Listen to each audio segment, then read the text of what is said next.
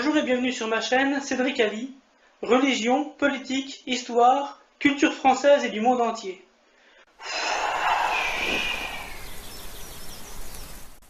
D'après Abu Huraira, qu'Allah l'agrée, le prophète sallallahu alayhi wa sallam a dit « Secours ton frère, qu'il soit injuste ou victime d'injustice. » Un homme a dit « Ô messager d'Allah, je lui porte secours s'il subit une injustice. Mais si c'est lui qui commet l'injustice, comment est-ce que je lui porte secours ?» Le prophète sallallahu alayhi wa sallam a dit « Tu l'empêches d'être injuste. Ceci est le secours. » Rapporté par Bukhari. Je ne suis pas un ayatollah, ni un terroriste, ni un pape, ni un antifa, pour lancer des fatwas d'excommunication. Mais puisque les féministes ne font pas leur job, sous prétexte de ne pas faire de racisme et d'islamophobie, moi, en tant que musulman français, je vais mettre les pieds dans le plat, n'ayant aucune pitié envers ces pervers et ces hérétiques. Je n'ai aucune solidarité envers le gang des Pakistanais qui ont violé jusqu'à 1000 jeunes filles blanches à Telford en Angleterre. De même que je n'ai aucune solidarité envers Marc Dutroux, Bertrand Cantat, les prêtres pédophiles et les mafias albanaises ou ukrainiennes. Ces Pakistanais et Bangladeshis ont violé, torturé et prostitué des jeunes filles depuis les années 90 et surtout dans les années 2010-2017. Il y a eu 7 arrestations. Ahdel Ali a été condamné à 26 ans de prison. Son frère Mubarak Ali a été condamné à 22 ans de prison. De même qu'a été arrêté Mohamed Ali Sultan, Tanvir Ahmed, Mohamed Islam Choudry, Mahrouf Khan et Mohamed Younis. Premièrement, les membres de ces gangs avaient une pensée raciste anti-blanc, insultant leurs victimes de saleté blanche. Selon France Inter, une femme qui a enquêté sur ces affaires de viol et qui avait évoqué l'origine ethnique des violeurs a dû suivre des cours de sensibilisation à la diversité. La députée de Telford, Lucy Allan, du Parti conservateur, a déclaré « Il doit maintenant y avoir une enquête indépendante sur l'exploitation sexuelle des enfants de Telford, afin que notre communauté puisse retrouver confiance dans les autorités. » Et selon le Frankfurter Allgemeine, la députée Alessi Allen aurait précisé « Des hommes blancs sont également coupables d'abus sexuels, mais l'existence des gangs est liée à la culture pakistanaise. Reconnaître le problème est la première étape pour y remédier. » Je rappelle qu'Allah dit au début de la sourate des femmes A'oudou billahi minash shaitanir rajim, Bismillahir rahmanir rahim, au nom de Dieu, le clément, le miséricordieux. Ô humains, craignez votre Seigneur qui vous a créé d'un seul être et a créé de celui-ci son épouse, et qui de ces deux-là a fait se répandre sur la terre beaucoup d'hommes et de femmes. Craignez Allah au nom duquel vous vous implorez les uns les autres, et craignez de rompre les liens du sang. Certes, Allah vous observe parfaitement. Coran, sourate An-Nisa, numéro 4, verset 1. Et dans la sourate Les appartements, Allah précise « Ô humains, nous vous avons créé d'un mâle et d'une femelle, et nous avons fait de vous des nations et des tribus, pour que vous vous entreconnaissiez. Le plus noble d'entre vous, auprès d'Allah, est le plus pieux. Allah est certes omniscient et grand connaisseur. » Les Bédouins ont dit « Nous avons la foi ». Dit « Vous n'avez pas encore la foi ». Dites plutôt « Nous nous sommes simplement soumis, musulmans. » Car la foi n'a pas encore pénétré dans vos cœurs. Et si vous obéissez à Allah et à son messager, il ne vous fera rien perdre de vos œuvres. Allah est pardonneur et miséricordieux. Coran, sourate al-Hujurat, numéro 49, versets 13 et 14. Quant au prophète, Mohammed sallallahu alayhi wa sallam, il a dit lors du sermon de l'adieu, le jour de Arafat, « Ô peuple, il est vrai que vous avez certains droits à l'égard de vos femmes, mais elles ont des droits sur vous. Souvenez-vous que c'est par la permission de Dieu que vous les avez prises pour épouses, et que c'est Dieu qui vous les a confiées. Si elles respectent vos droits, alors à elles appartient le droit d'être nourries et habillées convenablement. Traitez donc bien vos femmes, et soyez gentils envers elles, car elles sont vos partenaires, et elles sont dévouées envers vous. Il est de votre droit qu'elles ne se lient pas d'amitié avec des gens que vous n'approuvez pas, et qu'elles ne commettent jamais l'adultère. Ô peuple, écoutez-moi bien, adorez Dieu, faites vos 5 prières quotidiennes, jeûnez pendant le mois de Ramadan, et donnez votre richesse en aumône. Accomplissez le pèlerinage si vous en avez les moyens.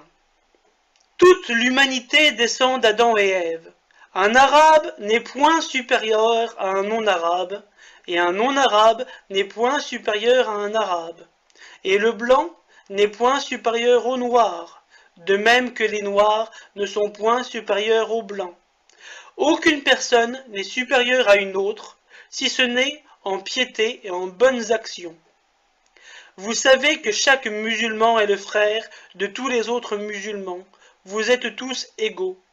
Vous n'avez aucun droit sur des biens appartenant à l'un de vos frères, à moins qu'on ne vous en ait fait un don librement et de plein gré. Par conséquent, ne soyez pas injustes les uns envers les autres.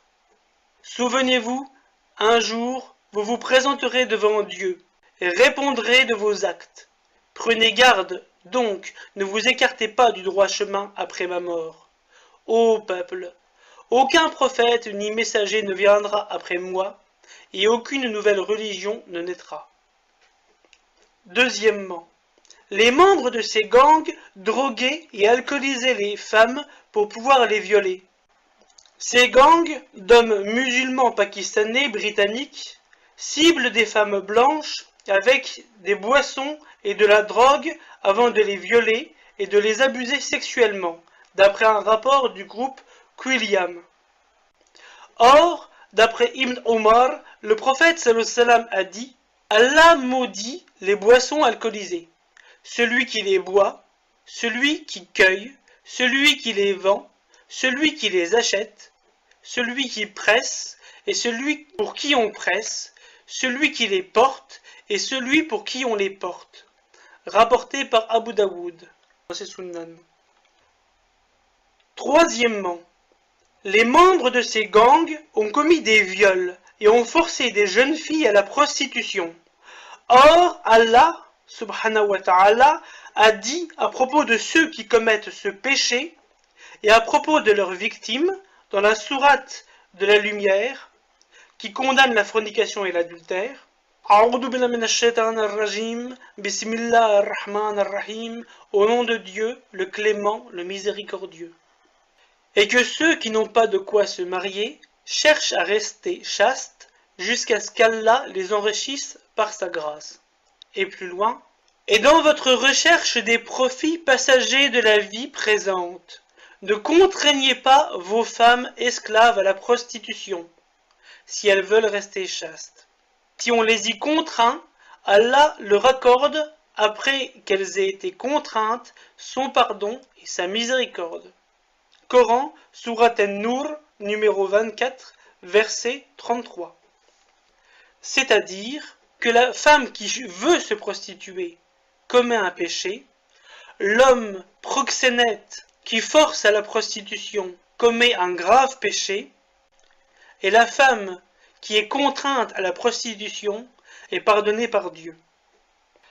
Quatrièmement, une des victimes de 14 ans a raconté entre autres « J'allais chercher la pilule du lendemain dans une clinique locale au moins 2 fois par semaine, mais personne ne m'a posé aucune question. Je suis tombée 2 fois enceinte et j'ai subi 2 avortements. » Je laisse de côté, dans cette vidéo, le fait que les services sociaux et la police n'aient pas du tout joué leur rôle de protection. Mais pour moi, en ce qui me concerne, je viens pour condamner ce groupe de Pakistanais qui a forcé des jeunes filles à la prostitution et à l'avortement également. Car je rappelle qu'Allah enseigne dans la sourate du voyage nocturne A'oudou billahi minash shaitanir rajim, Bismillahir rahmanir rahim, au nom de Dieu le clément, le miséricordieux. Ne tuez pas vos enfants par crainte de la misère. C'est nous qui leur donnons de quoi vivre, ainsi qu'à vous-mêmes. Car les tuer est un crime abominable. N'approchez pas la fornication. Cela est en vérité une turpitude et une voie néfaste. N'attentez pas à la vie de votre semblable que Dieu a rendu sacré, à moins d'un motif légitime. Pour quiconque serait injustement tué, nous donnons à son ayant cause le droit d'exiger réparation, mais que ce dernier ne commette pas d'excès en voulant venger la victime lui-même, car la loi est là pour l'assister. Coran, Surat al-Isra, numéro 17, versets 31 à 33. Cinquièmement, les membres de ces gangs sont aussi des assassins.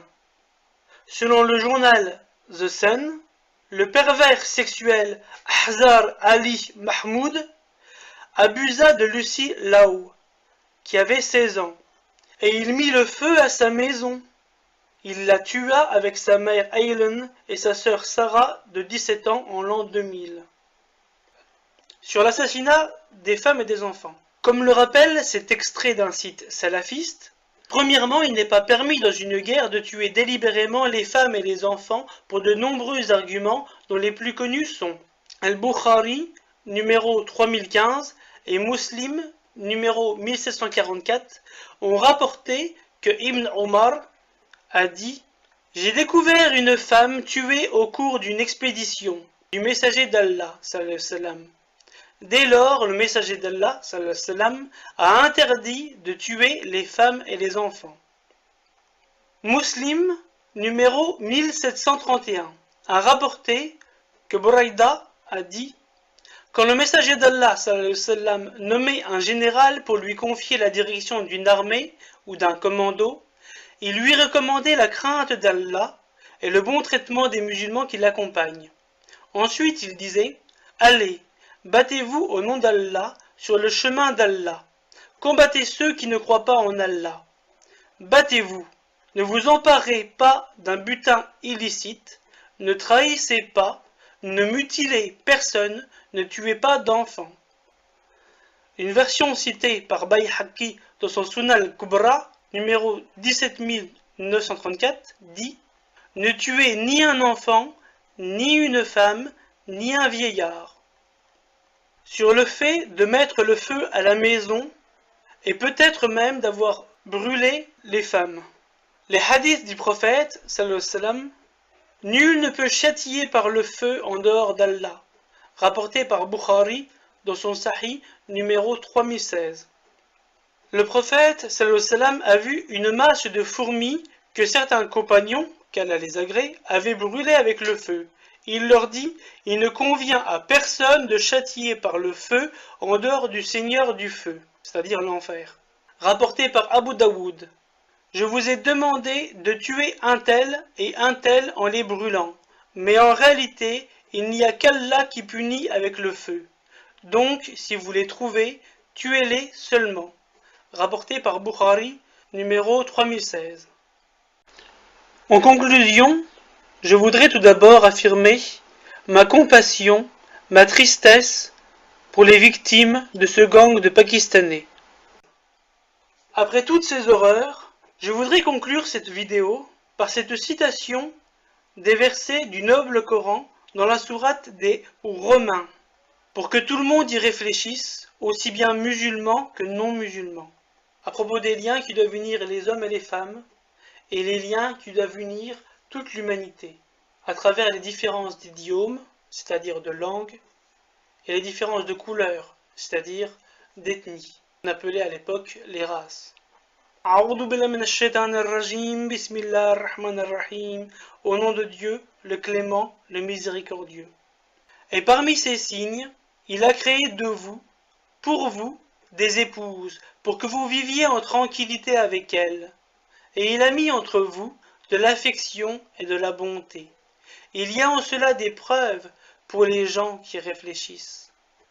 Et parmi ces signes, la création des cieux et de la terre, et la variété de vos idiomes et de vos couleurs. Il y a en cela des preuves pour les savants. Coran, Surat al-Rum, numéro 30, versets 21-22. Je n'habite pas sous un tipi, mais vous pouvez mettre un pouce bleu ou vous abonner. Salut!